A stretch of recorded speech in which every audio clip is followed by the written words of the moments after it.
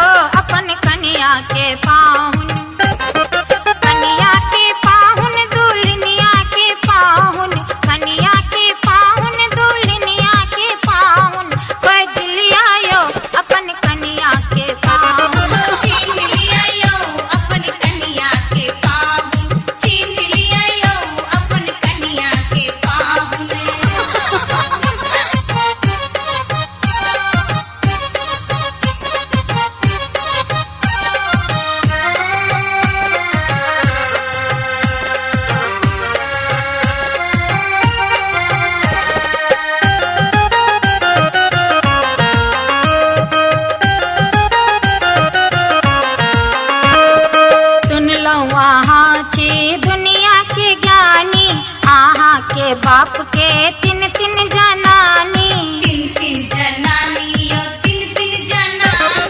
सुन लो आहा छी दुनिया के ज्ञानी।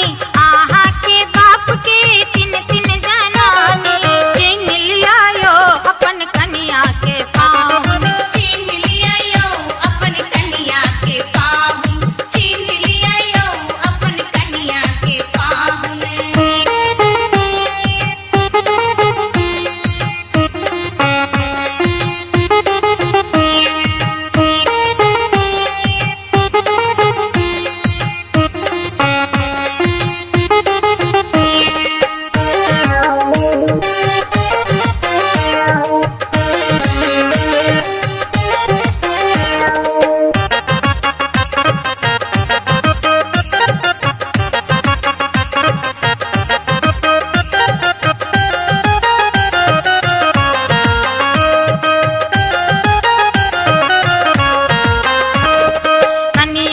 चिन्हब मारब ठुनका जे कियो चिन्हता बजाबू ने हुनका। बजाबू ने हुनका